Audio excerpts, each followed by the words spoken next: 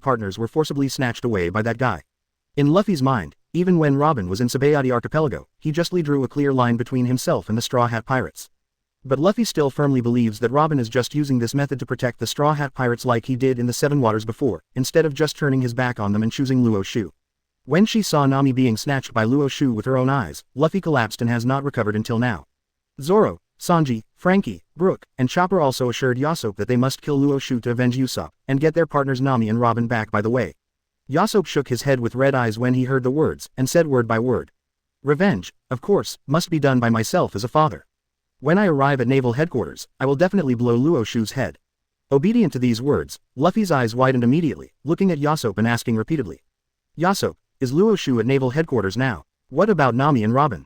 Are they by his side? Before Yasopp could answer, Beckman on the side nodded and said in a deep voice. Those two of your partners are indeed by Luo Xiu's side, but I think the two of them seem to have been completely loyal to Luo Xiu. After the voice fell, the scene suddenly became silent. The next second, Luffy clenched his fists, looked at Beckman with wide eyes and shouted. You nonsense. Nami and Robin are our partners. There is no way they will leave us, and they will never choose to follow that D Luo Xiu. That's right, we're going to defeat Luo Xiu. Get Nami and Robin back. All the members of the Straw Hat Pirates agreed with Luffy's words, clamoring to go to naval headquarters immediately, defeat Luo Xiu and take back Nami and Robin. Seeing this situation, Beckman shook his head helplessly, and immediately said nothing more. Anyway, with his experience as the deputy captain of the Red Hair Pirates and his IQ, Beckman can naturally tell that the two women who were originally members of the Straw Hat Pirates seem to have completely fallen for Luo Xiu. Only Luffy and his friends are so convinced that Nami and Robin are still members of their Straw Hat Pirates. After learning that Nami and Robin were at naval headquarters, Luffy immediately revived with full blood, growling impatiently. We need to hurry to naval headquarters. Get Nami and Robin back, and save Ace from Marine. 079 The culprit Shanks. The frightening summit war, kneeling to subscribe, accompanied by Luffy's yelling, a violent roar sounded from the ground and was clearly heard by everyone present. Feeling that the entire Impel Down seemed to be shaking, the faces of Beckman, Yasopp, Lakilu and others became a little dignified. Beckman took a sharp puff of the cigarette in his mouth, exhaled a puff of thick white smoke, looked at Luffy in front of him and said in a deep voice. Luffy, take your friends out, you are waiting for us at the Red Force. After speaking, Beckman took the lead and walked towards the 6th floor of Eternal Hell again. Yasopp, Lakiru, and other members of the Red Hair Pirates all followed behind him in silence. Seeing this situation, Luffy shouted anxiously. Beckman, is something happening? I'm going to help Shanks too. Beckman frowned, and shouted without looking back. Don't worry about it Luffy, with your current strength, you are not enough to participate in this level of battle, take your friends to the boat and wait. Beckman's extremely straightforward words made Luffy's face froze suddenly, and he didn't know whether he should go to help Shanks or take his companions to the ship of Red Hair Pirates. While Luffy was struggling with this, Buggy laughed and said, Come on, Straw Hat Boy, don't waste your time, just do what Beckman said, if you go to Eternal Hell, not only won't you be able to help Shanks, but you will be a drag. Luffy's momentum froze suddenly, and he muttered red nose twice, ignoring Buggy who got angry because of this, but directly took Zoro, Sanji, and Chopper and others to Red Force. It can only be said that Buggy is far more self-aware than Luffy. Knowing that he can't help Shanks, he directly chooses to stay with the Straw Hat Pirates. It's okay to let Buggy speak harsh words in front of Bullet and the others, but if Buggy is really going to fight the prisoners of Eternal Hell, Buggy will definitely choose to run away first. While the Straw Hat Pirates and Buggy boarded the Red Force, Beckman also returned to Eternal Hell with the members of the Red Hair Pirates. At the same time, Ivankov, Lightning, and other members of the Revolutionary Army who were rescued by the Revolutionary Army also came to this Eternal Hell following the shock of the fierce battle. Shanks, Dorag, and Magellan were fighting with all their strength, fighting Bullet, the Red Earl, Lockdoll, and other Eternal Hell prisoners.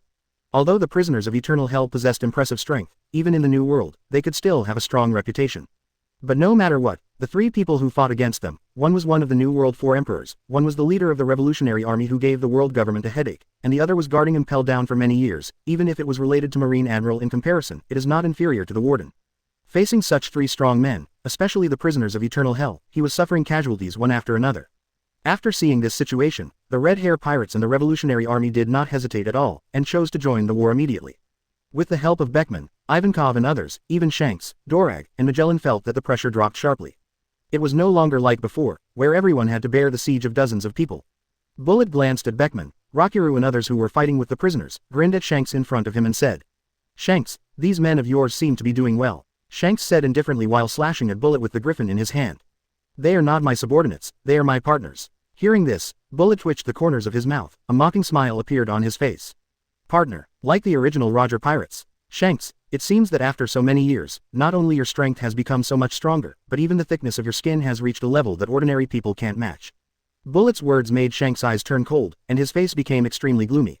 When they were in the Roger Pirates, Shanks and Buggy couldn't get along with Bullet all the time, and they didn't like each other. The most unacceptable thing for Shanks is that at that time, he was not even qualified to be compared with Bullet. Although they are not much different in age, it turned out that Bullet has the strength comparable to the Vice Captain Rayleigh. On the other hand, he and Buggy are like weak children in front of Bullet. After so many years, Bullet is still as arrogant as ever. It's just a pity that he, Shanks, is no longer the weak Shanks back then. After another collision, Shanks and Bullet seemed to have made an agreement, and at the same time they retreated a little with the strength of the other side. In the next second, Shanks' eyes froze suddenly, and an extremely powerful Conqueror's Haki gushed out directly from his body. However, under Shanks' deliberate control, this Conqueror's Haki not only did not spread to the surroundings, but all entangled on the supreme sharp knife griffin in his hand. Seeing this situation, after Bullet raised his eyebrows, his face also became extremely fierce, and all his Conqueror's Haki were released, and the Conqueror's entanglement was also displayed. Bullet let out a low growl, stomped hard, and rushed towards Shanks on the opposite side. Without hesitation, Shanks waved the griffin with Conqueror's Haki wrapped around his hand, aiming at Bullet, which was the new lower level of the Wolf. God avoids. Boom. Shanks' griffin collided with Bullet's fists, and a violent roar that reverberated throughout Eternal Hell erupted. Extremely terrifying fluctuations, centered on the two people's positions, quickly swept away towards the surroundings. The nearby Red Hair Pirates, the Revolutionary Army, and the prisoners of Eternal Hell, after feeling the intensity of the aftermath of this battle, rushed towards the distance immediately, for fear that they would be involved accidentally. Even everyone else reacted this way, let alone Shanks and Bullet who were involved. At the moment when the Conquerors entangled and collided, the faces of the two became a little ferocious and distorted, and the terrifying power continued to encroach on and crush each other, wanting to completely crush each other. Although there was a huge gap between Shanks and Bullet when they were in the Roger Pirates, they couldn't see each other's back. But all these years, Bullet has been imprisoned in this Impel Down, while Shanks, on the other hand, has never let up, and has been experiencing high-intensity fighting and training. In this situation where each other is eliminated, Shanks has already surpassed Zongulite. Not long after Bullet persisted with a hideous face, he was knocked out by Shanks, who came from the divine avoidance taught by Roger himself. After Bullet rolled dozens of times in the air, his body fell heavily on the cage of Eternal Hell. Boom. Cough cough cough. Bullet, who fell to the ground, let out a violent coughing sound, staring at Shanks on the opposite side with eyes full of anger and unwillingness. Back then, he was a guy who couldn't even see his own back, but now he has so much more power than himself. How can Bullet, who has always been extremely arrogant, bear it? Bullet climbed up from the ground, and after a roar, the combined fruit ability was activated, absorbing all the objects in Eternal Hell, forming a huge humanoid armor, and launched a crazy offensive against Shanks again regardless. Seeing this scene, Blackbeard, who was standing at the back, shook his head in disappointment, smacked his lips and sighed in a low voice. These guys have been imprisoned for too long, and their strength is already pretty good if they haven't regressed. There is still no hope of defeating guys like Shanks. Not only Bullet was easily defeated by Shanks, after the Red Hair Pirates and the Revolutionary Army also joined the battlefield, the other prisoners were also completely suppressed and fell into a disadvantage. If it continues like this, I'm afraid it won't take long before these prisoners will be defeated again, or even killed directly. Thinking of this, Blackbeard didn't hesitate anymore, and rushed towards the gate of eternal hell while shouting loudly. Hey, don't waste your time fighting these guys. What we have to do now is escape from this damn Impel Down. I said, you don't want to be imprisoned in this damn eternal hell again after being defeated by these guys. If you lose this opportunity, you will never be able to leave in the future, and you can only be imprisoned until you die. Blackbeard's words echoed in eternal hell, causing the faces of all the prisoners present to change, and their eyes began to flicker wildly. Especially after seeing that Blackbeard had rushed towards the gate of eternal hell, these prisoners no longer hesitated, no longer chose to continue fighting with the Red Hair Pirates and the Revolutionary Army, but ran after Blackbeard regardless. Even Bullet, Crocodile, and the Red Earl who were fighting fiercely with Shanks, Drago, and Magellan. After seeing this situation, he immediately dispelled the idea of continuing to fight, and also chose to run away. Just like what Blackbeard said, the most important thing now is to find a way to get out of this damn quasi-entry. If they are defeated by guys like Shanks and Magellan, then their fate is to be imprisoned in this Impel Down until they die. Looking at the prisoners swarming towards the gate of eternal hell, Magellan almost spit out a mouthful of venom, and roared with his eyes tearing open. Stop all of you, I will never allow you bloody bastards to leave Impel Down. Dragon, Magellan roared angrily, and 3 huge, ferocious-looking poisonous dragons were released by him, chasing after the prisoners frantically. Even Shanks, Dorag, and members of the Red Hair Pirates and the Revolutionary Army all began to chase and kill these prisoners, not wanting these prisoners to really return to the New World. Ask for flowers. For a moment, painful and mournful wailing resounded through the eternal hell, and the prisoners were chased after one after another, ending their lives directly. However, the more this happened, the more eager the prisoners wanted to escape, and they no longer had the initial enthusiasm, and no longer wanted to kill Shanks, Drago, and Magellan. Blackbeard, who was running at the front, didn't have time to pay attention to the situation behind, after noticing that more and more prisoners were dying. Blackbeard's eyes flashed, and he shouted without looking back, "Release all the prisoners on the other floors, so that these guys have no time to chase us." While talking, Blackbeard raised the dagger in his hand, and whenever he passed by a prison, he would open the door of the prison with one knife, and then tie the prisoner with one knife. The criminals' shackles were also split. Following the example of the prisoners behind Blackbeard, they began to release the prisoners on the 5th floor. Although these prisoners didn't know what happened, after the initial shock, they followed the Eternal Hell prisoners and started running wildly. 0. For a time, the entire Impel Down fell into a terrible turmoil. It took decades for the Marine to capture and imprison so many prisoners, the prisoners of Blackbeard and Eternal Hell. They released everyone in just a few minutes. Magellan, who was the prison warden of Impel Down, was about to collapse when he saw this scene. Magellan no longer cared about the lives of these prisoners, and directly burst out with all his strength, releasing all the power of the poisonous fruit, so that the terrifying venom began to continuously devour the prisoners. Their ecology. Even Shanks, Dorag, Red Hair Pirates and the Revolutionary Army also participated in the massacre of the released prisoners. However, even so, more and more prisoners were released, and their footsteps were still held back. It was too late to catch up with Blackbeard and the others at the front, so they could only watch. Watching the distance get farther and farther. Under such circumstances, Blackbeard, Bullet, Lockdoll, Jinbei, Red Earl and others have finally stepped out of Impel Down. Without the slightest hesitation, Blackbeard stomped on his feet, and with the help of this force, he rose into the air and landed on a warship that originally belonged to Impel Down.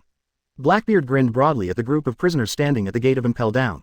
Naval Headquarters is currently having a world-renowned battle, which is even being broadcast live to the whole world. If you are interested in participating, come up and go with me. You finally escaped from Impel Down, take this opportunity to announce your return to the world. Hearing this, all the prisoners present were moved. Bullet was the first to make a choice and boarded the warship, but after glancing at Blackbeard, he said coldly, "Let me tell you in advance, even if you let me successfully leave this damned Impel Down, I will never be your subordinate." Blackbeard waved his hands nonchalantly when he heard the words, and laughed loudly. Laozi doesn't care about his subordinates at all. What Laozi wants to do now is to go to Naval Headquarters to really make a scene. Blackbeard did not say that he wanted to recruit these prisoners. With his current strength, he was not qualified to recruit a real strong man like Bullet to his command. Only with the help of these guys, after Naval Headquarters got Whitebeard's shock fruit ability and became the top powerhouse in New World, Blackbeard can really have such a qualification. In Blackbeard's eyes, Bullet, the top prisoner in Eternal Hell, is just a tool for him to achieve his goal. The suggestion put forward by Blackbeard directly moved the Red Earl, Lockdoll, the Evil King and World Destroyer and others. Let me take this opportunity to announce to the whole world that these ferocious beasts who have been imprisoned for decades have successfully escaped from their cages. Even Jinbei chose to board this warship after taking a deep look at Blackbeard. What Jinbei has to do is to go to Naval Headquarters with Blackbeard, but he is in this war, help the Whitebeard pirates face the enemy together. After everyone boarded the warship, Blackbeard glanced at Red Force and grinned. That ship was the Red Hair Pirates ship, and it sank. Hearing this, all the prisoners were eager to try. They raised their sabers or used their devil fruit abilities to blast towards the ship. Facing the attacks unleashed by these guys, Luffy was startled in horror, and quickly made his body grow bigger, directly choosing to resist it with his body. Blackbeard saw countless wounds on Luffy's body in an instant, but he failed to sink Shanks' ship. Although it was possible, he didn't waste any time and ordered people to. He began to drive the warship and galloped away towards the distance. Looking at the other prisoners, Shanks, Dorag, and Magellan who came late. Blackbeard stood at the bow and laughed loudly. Shanks, thank you so much this time, you are the ones who made this war completely crazy. 11. The thief ha ha ha ha. Naval headquarters met someone. 080 everything is under Luo Xiu's control. Sengoku broke the defense, kneeling to subscribe, seeing the warship galloping away into the distance, and Blackbeard's words echoing over the area, the faces of Shanks, Drago, and Magellan suddenly turned livid. Rao Shanks and Drago never expected that things would turn into the current situation. Obviously their plan is to rescue Luffy and his Straw Hat Pirates, as well as Ivankov and Lightning, and leave Impel Down immediately. As a result, Blackbeard actually released all the prisoners in Impel Down. Yes, not only the prisoners of Eternal Hell, but also the prisoners on the other 5 floors were released by Blackbeard, as well as the rest of the prisoners. It's just that, except for those guys who boarded the same warship as Blackbeard and left, all other prisoners who wanted to escape have been killed by them. The most important thing is that the prisoners they killed, even if they are added up, there is no way to compare with the threat that those guys from Eternal Hell can bring. They didn't even dare to imagine, the escape from the Cage of Bullet, the Red Earl, the Evil King, and World Destroyer would have such a terrifying impact and shock on this world. Especially Blackbeard's meaning is already very obvious. What he has to do now is to take those guys from Eternal Hell to Naval Headquarters and participate in the war between Marine and Whitebeard pirates. Just when they were furious and helpless, the red force of red hair pirates suddenly heard a wail of boundless pain. After hearing Luffy's roar, Shanks and Drago looked over for the first time, and clearly saw that Luffy was lying on the deck and rolling constantly, trying to relieve the pain in this way. There were scars all over Luffy's body, and warm scarlet blood was constantly gushing out from the wounds. As the ship's doctor, Chopper, at this time, 287, was kneeling and sitting next to Luffy, anxiously trying to stop Luffy from bleeding. Seeing this scene, Drago was about to go to check on Luffy's situation, but Shanks took a step faster than him. With a sudden step, his figure disappeared instantly and appeared directly beside Luffy.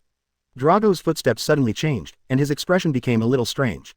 Why did he feel that this red-haired Shanks was more like Luffy's father than himself? Luffy, how are you? Luffy, who was howling, didn't even bother to respond to Shanks' question. To be precise, Luffy couldn't hear what Shanks said at this time. Buggy on the side glanced at Luffy lying on the deck with complicated eyes, then looked at Shanks and said, "The Straw Hat guy is here to protect your ship. If it wasn't for him, your ship would be destroyed by those guys from Blackbeard." Hearing this, Shanks was stunned for a moment, and then his eyes suddenly filled with murderous intent and anger. I wish I could chop off Blackbeard's head with 10 knives now. However, at this moment, Magellan, whose body was still dripping with venom, glared at Drago next to him with tearing eyes, and said word by word, "Dorag, if it weren't for you 2 damned bastards, Impel Down, how could it have become what it is now? How could those prisoners in Eternal Hell have escaped?" Magellan is about to collapse. As the prison warden, he finally watched the prisoners escape on the warship. Magellan wished he could kill the 2 culprits, Dorag and Shanks, right now. After hearing Magellan's words containing boundless anger and killing intent, Drago's anger dissipated, replaced by deep embarrassment and regret. Drago waved his hand behind his back, signaling for Ivankov to take the Revolutionary Army on board first. Ivankov understood the meaning of Drago in no time, and even followed Drago's instructions, sneaking away from Magellan with Lightning and others. At the same time, Beckman, Yasop, Lakilu and others also made the same move as Ivankov, walking towards their red force. In order not to let Magellan notice this, Drago quickly opened his mouth to attract his attention. "Don't worry Magellan, these prisoners escaped because of us, we will definitely assist Marine to capture these guys back again." Magellan has been dazzled by anger, except for Drago in front of him, he can no longer hold anyone else in his eyes, and spit out a mouthful of venom with anger on his face, generously said. "Are you farting, Dorag? Do you think I don't understand you? Say something to help Marine capture these prisoners, are you really so kind?" As a comrade who once fought side by side, Magellan knows Drago too well. What is it that will assist Marine to recapture these escaped prisoners? If Drago is really so kind, will the style of the Revolutionary Army just provoke a war in the kingdom, and he will sit on the sidelines and watch the tigers fight? Magellan, or those high-level Marines, knew very well that the Revolutionary Army led by Dorag was best at secretly provoking disputes in the kingdom, causing the rebel army and the kingdom's army to fight each other. After the consumption between the two is almost the same, the Revolutionary Army will hold high the banner of justice and participate in the King of War. What the United States and Japan said in the name of preventing the Revolutionary Army from being wasted meaninglessly, are people who died in the war not human beings. Magellan's blunt words made Drago's face turn pale, and from the corner of his eyes, he saw that Ivankov and others had already boarded their ship. Drago didn't hesitate anymore, and with a thought, Logia's wind fruit ability was activated, and a gust of wind suddenly rose, pushing Drago's body directly to the launched ship. Seeing this scene, Magellan suddenly felt fooled, a raging anger began to erupt in his chest, Magellan roared, and 3 terrifying and ferocious poisonous dragons rushed towards the ship where Drago was. Dorag, damn you! Facing the attacking poisonous dragon, Drago swung his hands down suddenly, and a gust of wind fell directly from the sky, blasting the 3 huge dragons into the sea in an instant. Boom! When the sea began to be rough, Drago took a deep breath and shouted loudly to Magellan with red eyes. Magellan, I will not shirk responsibility, those prisoners, first will help Marine deal with it. They're going to naval headquarters now, I'm taking people to support Marine now. Hearing this, without waiting for Magellan to react, Shanks standing in the Red Force was stunned on the spot. For the first time, he felt that someone could be compared to himself in terms of occupying righteousness. Luffy's real father is not easy. Did you actually use this excuse to go to naval headquarters and participate in this war? While Shanks was in a daze, Beckman had already issued an order to let the Red Force under their feet start to advance at full speed, and it sailed directly away from the area where Impel Down was located in the blink of an eye. Leaving Magellan standing alone at the gate of Impel Down, his fists clenched, his eyes red, his whole body began to tremble violently with anger. Dorag, Shanks, damn you too! Magellan's roar echoed over the entire sea area, but it couldn't stop Shanks and Drago from leaving. Magellan frantically began to destroy the surrounding objects wantonly, venting his anger in this way, until the scene was completely devastated. Magellan calmed down, took out a phone bug with trembling hands, and began to contact Marshal Sengoku. The phone rang for a long time before finally connected, and Sengoku's confused question came from inside. Magellan, why do you contact me at this time? Is there something wrong? Magellan opened his mouth when he heard the words. For a moment he didn't know how to explain to Marshal Sengoku. After a long silence, when Sengoku wanted to ask again, Magellan finally spoke in an obscure manner. Marshal Sengoku, something happened in Impel Down, all the prisoners of Eternal Hell escaped. Naval Headquarters, Sengoku standing on the execution platform. After hearing this, his pupils dilated suddenly, and the whole person froze on the spot, cold sweat began to drip from his forehead. As the Marine Marshal, Sengoku was naturally very aware of how powerful the prisoners in the Eternal Hell are. The threat of letting the prisoners of Eternal Hell escape is even more terrifying than a regiment of New World 4 emperors. Even Sengoku couldn't help swallowing with some difficulty at this time. His voice suddenly became a little hoarse. Looking at the phone in his hand, he said in a low voice. Magellan, what happened and why did this happen? Without any hesitation, Magellan sorted out his thoughts, and directly began to describe to Sengoku what happened during the Impel Down. Listening to Magellan's narration, Sengoku's face became more and more gloomy, and his body began to tremble uncontrollably due to anger. Both Rayleigh and Ace, who were kneeling on the execution platform, noticed Sengoku's strangeness, which made them a little curious. What happened to make Sengoku, the Marine Marshal, become like this? Just as the two of them were curious, Sengoku gritted his teeth and squeezed out a voice containing boundless anger. Dorag, Shanks, Blackbeard, these 3 bloody bastards, I'm going to get rid of these 3 bloody bastards myself. For a moment, Sengoku couldn't even control it, and burst out an extremely powerful conqueror's haki. Even the towering execution platform under his feet became a little precarious. As for Rayleigh and Ace, after hearing Sengoku's low growl, they couldn't help but feel a little startled. What did these 3 guys do to make Sengoku look like this? Just when Sengoku was furious about this, Magellan's uncontrollable crying suddenly came from the phone bug. Marshal Sengoku, I'm sorry, I have betrayed your trust, I have no face to continue living, I really let you down.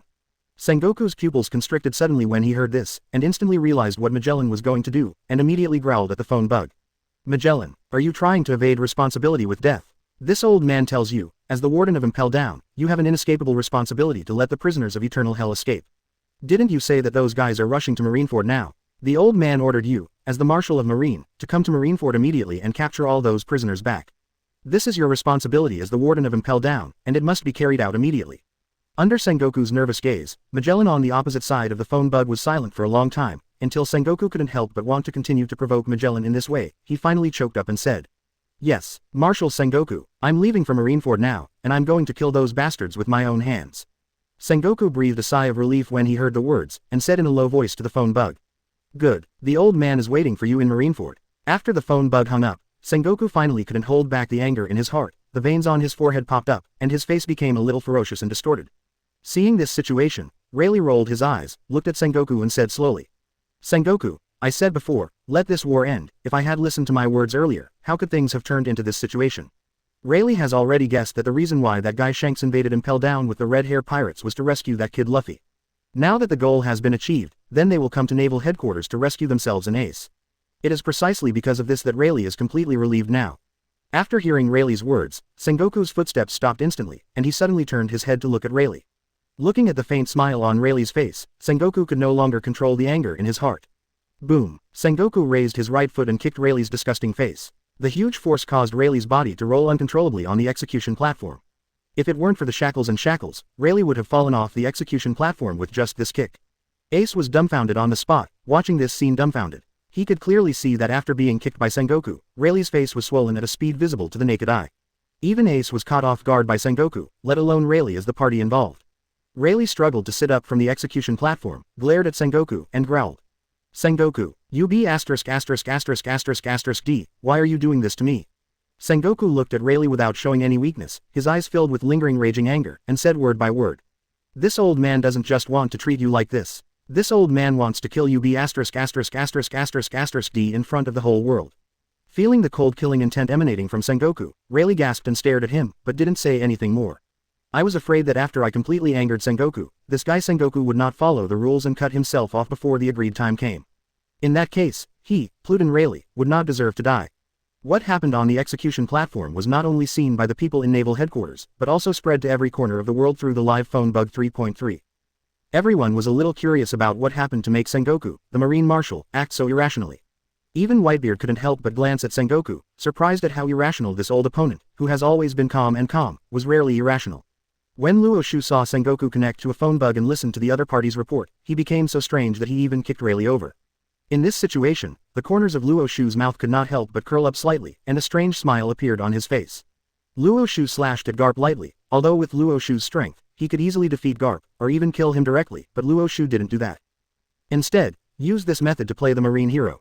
The reason for this is because Luo Xiu's trial of Garp has not yet come. But now it seems that the best time is coming soon. Vice Admiral Garp, it looks like your grandson, the Straw Hat, has been successfully rescued from Impel Down. How long do you think it will take the Straw Hats to get to Naval Headquarters? Hearing this, Garp was terrified, gritted his teeth and punched Luo Xiu, while growling. Shut up, Luffy, it's absolutely impossible to leave Impel Down. It's even more impossible to come to Marineford. No one wants Luffy to come to Naval Headquarters more than Garp. If that kind of thing really happens, even he, the Marine hero, will definitely not be able to keep Luffy. Hearing this, Luo Xiu chuckled, then suddenly turned his head and took a look into the distance, looking at the ships sailing towards Naval Headquarters, as well as Sabo, Chief of Staff of the Revolutionary Army standing at the bow. Immediately, he looked at Garp again, showing the tank with a smile. Vice Admiral Garp, it seems that you have not only 2 but 3 grandsons who will die in this war.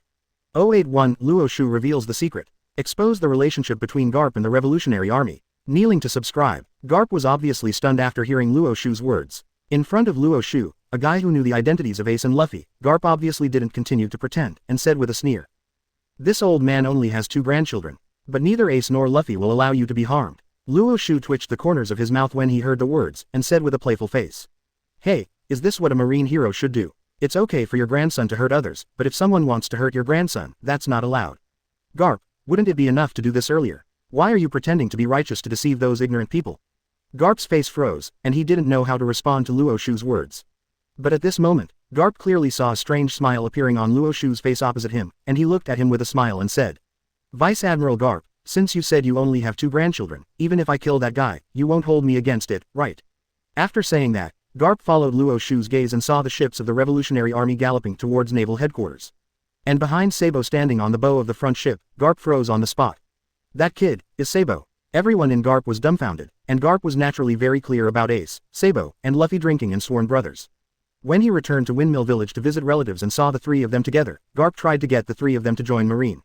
As a result, all of them said that they wanted to go to sea to become pirates, which made Garp very angry, and he caught the 3 little devils and beat them up. Garp also heard about the fact that Sabo was bombarded and killed by the Celestial Dragons when he went out to sea, and he was very angry about it. He thought about finding trouble with the Celestial Dragons, but in the end he didn't do that kind of thing. Originally, in Garp's mind, Ace and Luffy were his closest grandchildren, although Sabo joined later. Shin was also treated as his own grandson by him. Garp has already accepted Sabo's death, but what is going on now? How is he still alive? Just as Garp doubted his life because of this, Sabo, who stood at the bow, looked at Ace, who was kneeling on the execution platform and bound by sea-stone shackles, and shouted loudly. Ace, I'm here to save you. Sabo's voice echoed in the sky above Naval Headquarters, making Ace, who was grieving over the fact that members of the Whitebeard pirates were being killed by Marine, involuntarily turned his gaze to the past. The moment Ace saw Sabo, he froze on the spot, opened his mouth wide, and his face was full of disbelief and suspicion of life. Sabo, just like Garp just now, Ace was also shocked by Sabo's resurrection, as if seeing a ghost, his eyes widened and he was dumbfounded. Sabo was very satisfied with Ace's reaction. Just when he was about to say something, a dull voice suddenly resounded through the sky. Taking advantage of Garp's stunned effort, Luo Xiu's eyes flashed.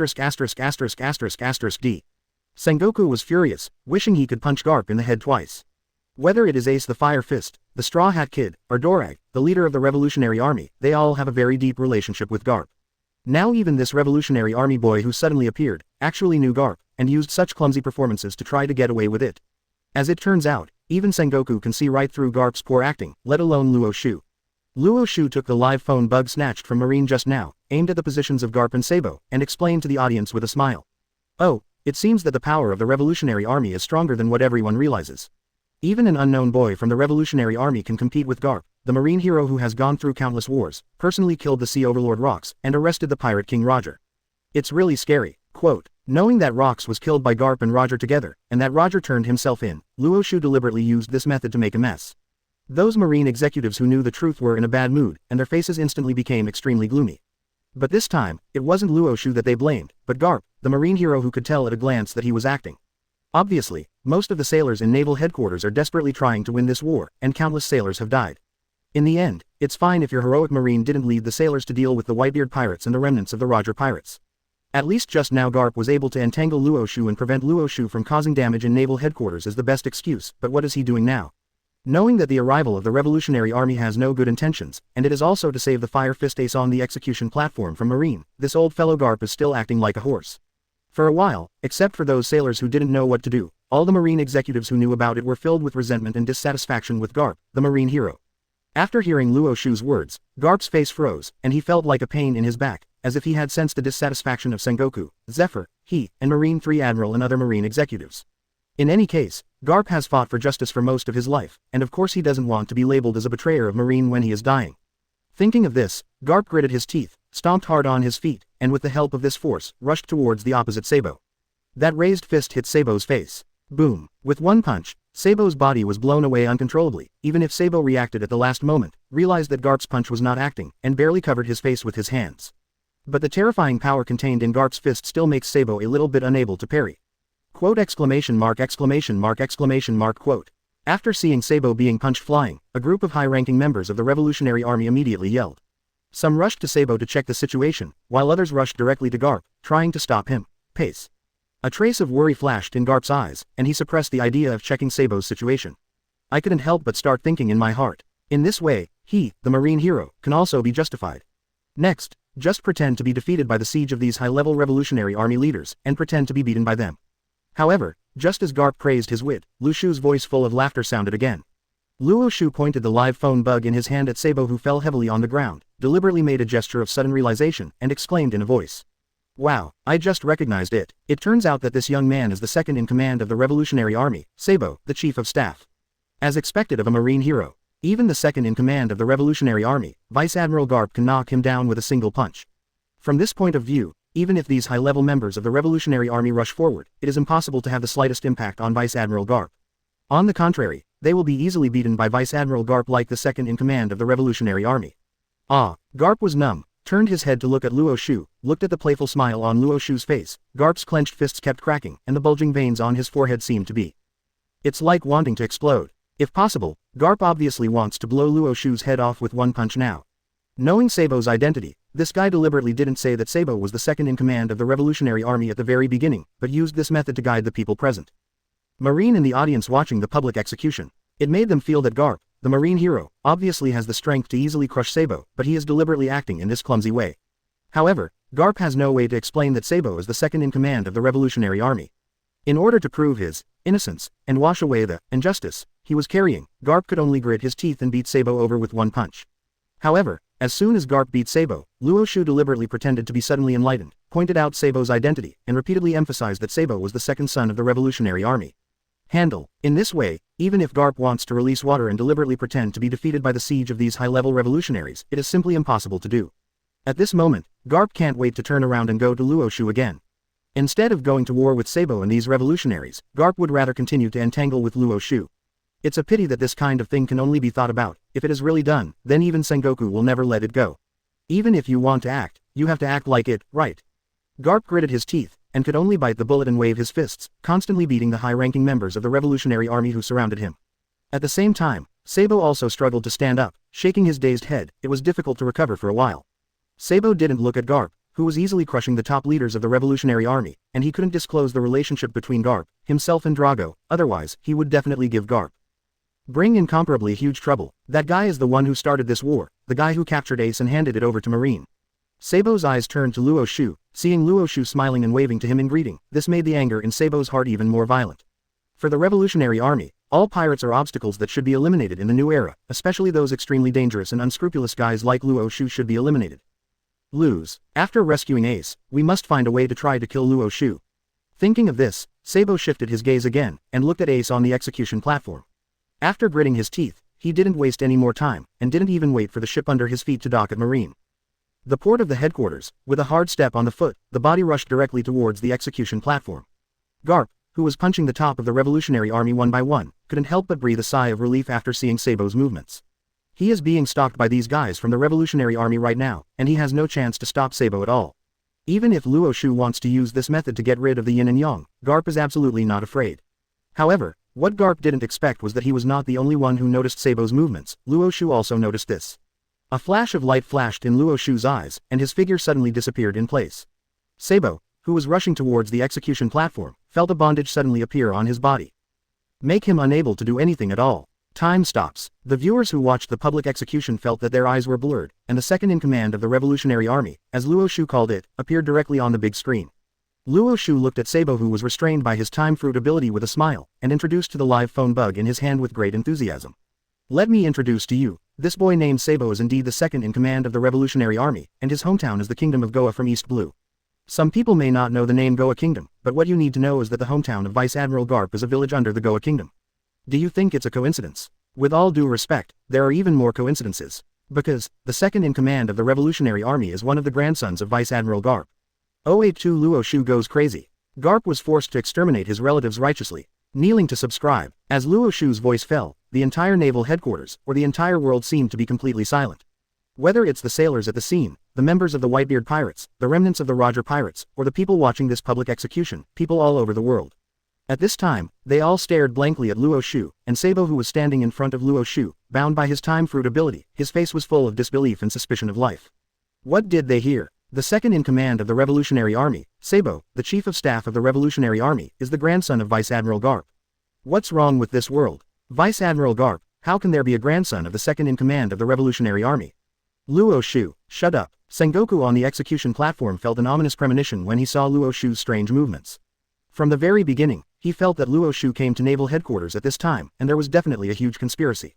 Even if he can't guess Luo Xiu's real purpose, Sengoku also has a hunch that what Luo Xiu plans will definitely have a huge impact on the entire marine. Facts have proved that Sengoku's guess is indeed correct. After hearing Luo Xiu directly revealing the relationship between Garp and Sabo, Sengoku was stunned on the spot, and the anger gushed out from his heart, causing the marine marshal to instantly "I am not calm anymore." Luo Xiu, what are you doing? Sengoku glared at Luo Xiu, his eyebrows kept twitching, and the corners of his mouth and face twitched, revealing the kind of anger in the marine marshal's heart. Facing Sengoku's roar, Luo Xiu smiled and pointed the live phone bug in his hand at Sengoku on the execution platform, and greeted him very politely. Marshal Sengoku, I'm helping you understand the relationship between Vice Admiral Garp and the second in command of the Revolutionary Army.